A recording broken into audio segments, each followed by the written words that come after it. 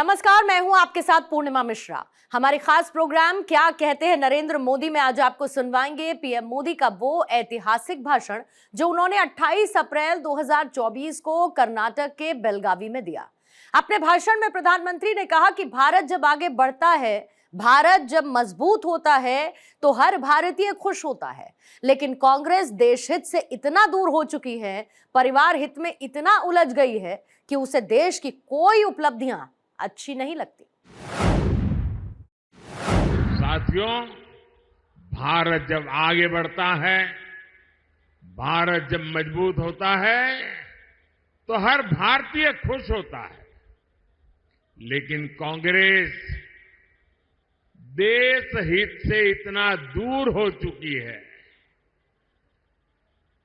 परिवार हित में इतनी उलझ गई है कि उसे देश की उपलब्धियां अच्छी नहीं लगती है। अब आपको याद होगा, कांग्रेस ने एचएएल को लेकर कितना झूठ फैलाया, कितना झूठ फैलाया। कांग्रेस ने कोरोना काल को याद कीजिए। कोरोना काल में भारत की जो मेड इन इंडिया वैक्सीन थी, कोरोना की जो वैक्सीन थी, उस पर भी विरोध पैदा कर दिया। उसका भी यहां तक कह दिया ये तो भाजपा वैक्सीन है। भारत की हर सफलता पर उनको शर्म आने लगी है। और जैसे उनको भारत के वैक्सीन पे भरोसा नहीं, लोगों को उलझन में डालने की कोशिश की, उन्होंने ईवीएम के बहाने पूरी दुनिया में भारत की डेमोक्रेसी को बदनाम करने की कोशिश की। अभी 2 दिन पहले ही सुप्रीम कोर्ट ने ये कांग्रेस वालों को और उनकी पूरी टोली को ऐसा करारा तमाचा मारा है, ऐसा करारा तमाचा मारा है।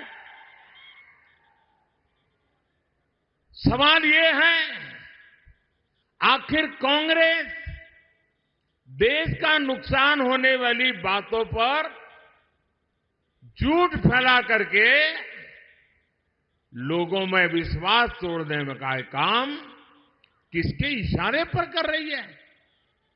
कांग्रेस के नेताओं ने ईवीएम पर तो झूठ बोला है और देश का हर नागरिक कहता है कितने महत्वपूर्ण विषय पर झूठ बोल करके आपने देश के लोकतंत्र को बर्बाद करने का षड्यंत्र किया है। आपको देश की माफी मांगनी चाहिए। साथियों, पिछले 10 वर्षों में बीजेपी एनडीए सरकार ने देश के नागरिकों की ईज ऑफ लिविंग के लिए बहुत काम किया है। इसका एक बड़ा उदाहरण है भारतीय न्याय संहिता। ये कांग्रेस वाले मानसिक रूप से अंग्रेजों की गुलामी में ही जी रहे थे, वो इससे बाहर ही नहीं आ पा रहे थे।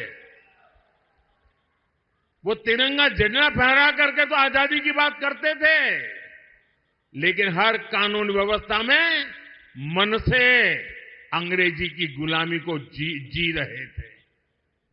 गुलामी के कालखंड से प्रेरित इतना पुराना आजादी के पहले का कानून, क्रिमिनल जस्टिस सिस्टम का हटाना, भारतीय जनता पार्टी की सरकार ने उसको हटा दिया। अब भारत में न्याय संहिता में दंड को नहीं बल्कि नागरिकों को न्याय मिलने को प्राथमिकता दी गई है। इसमें आतंकवाद से जुड़े कानूनों को भी और सख्त किया गया है। दूसरों पर अत्याचार से जुड़े कानूनों को कड़ा बनाया गया है। भारतीय साक्ष्य अधिनियम में इलेक्ट्रॉनिक एविडेंस को लेकर नया प्रावधान किए गए हैं। 1 जुलाई से लागू होने के बाद ये संहिता देश के हर नागरिक को बहुत मदद करने वाली है। लेकिन साथियों, जब से कर्नाटका में कांग्रेस सरकार आई है, तब से पूरे स्टेट में लॉ एंड ऑर्डर की स्थिति बहुत खराब है कि नहीं? खराब है कि नहीं? हालत बद से बदतर हो रहा है कि नहीं हो रहा है? यहां बेलगावी में एक आदिवासी बहन के साथ जो कुछ हुआ, चिक्कोड़ी में जैन मुनि महाराज साहब के साथ जो हुआ, वो शर्मसार करने वाला है कि नहीं है? पीड़ा करने वाला है कि नहीं है? कर्नाटक की प्रतिष्ठा को धूल में मिलाने वाला है कि नहीं है? और देखिए उनकी हिम्मत। हुबली में हमारी एक बेटी के साथ जो कॉलेज कैंपस में हुआ, उसने तो पूरे देश में भूचाल ला दिया है। उस बेटी का परिवार एक्शन की मांग करता रहा, लेकिन कांग्रेस की सरकार तुष्टीकरण का दबाव उसी को प्राथमिकता देती है।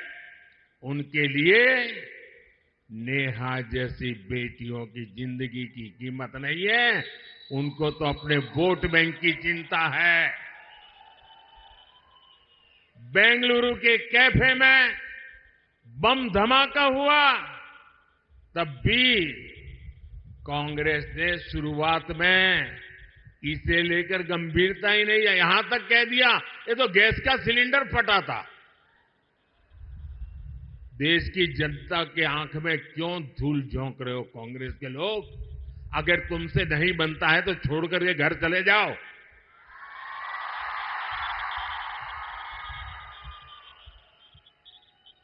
यही वही कांग्रेस के जो है जिसने वोट के लिए पीएफआई, जो आतंकवाद को पनाह देने वाला देश विरोधी संगठन, जिस पर मोदी सरकार ने प्रतिबंध लगा दिया है, ऐसे पीएफआई आतंकी संगठन का चुनाव में मदद करने के लिए, उनकी मदद लेने के लिए, वायनाड में एक सीट जीतने के लिए आप उसको सरेंडर कर रहे हो, उनके कारनामों का बचाव कर रहे हो।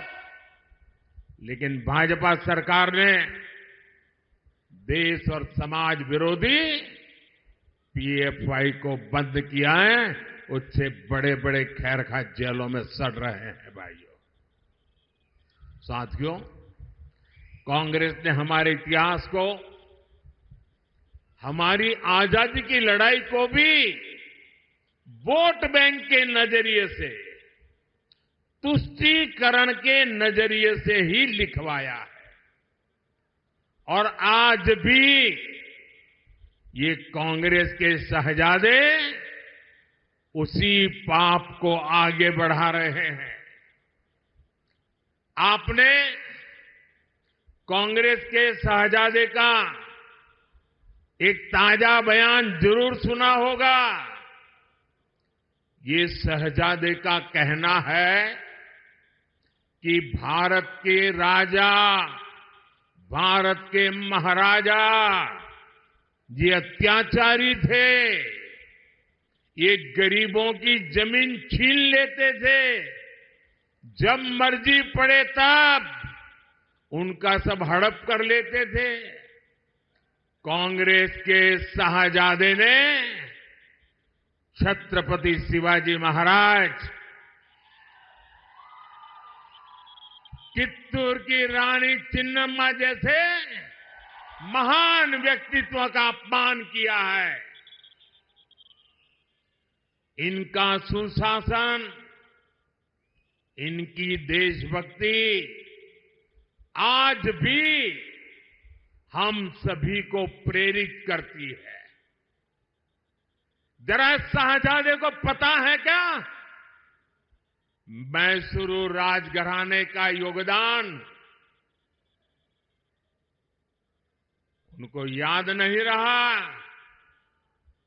मैसूरू राजघराने को आज पूरा देश गर्व के साथ देखता है कि नहीं देखता है।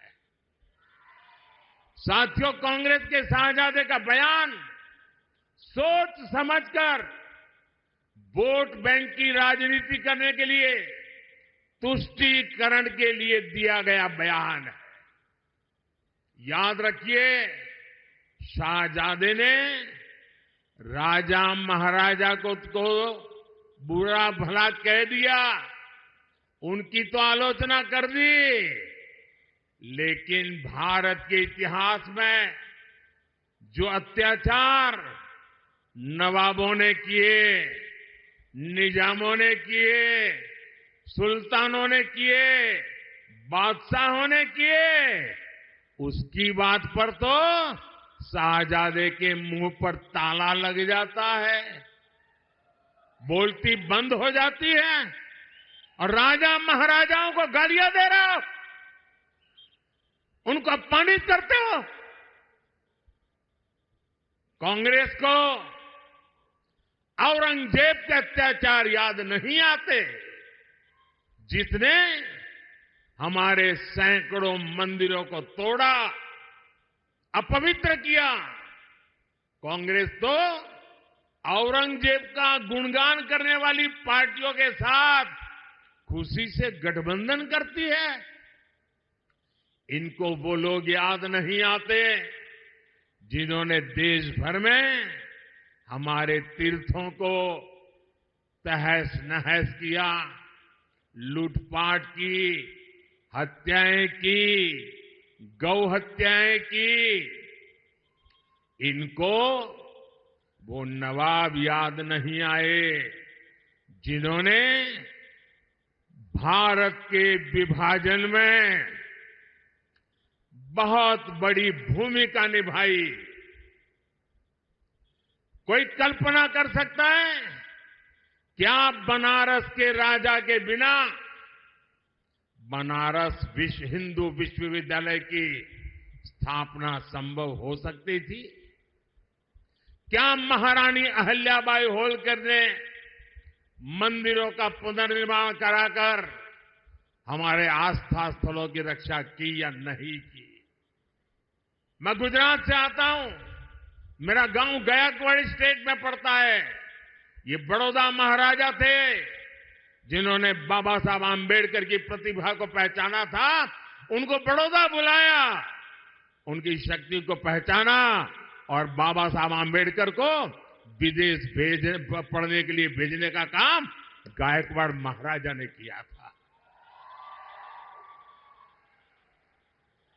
ये कांग्रेस के शाहजादे को इन राजा महाराजाओं का योगदान याद नहीं आता है, लेकिन वोट बैंक की राजनीति के लिए वे राजा महाराजाओं के खिलाफ बोलने की हिम्मत करते हैं, नवाबों के खिलाफ,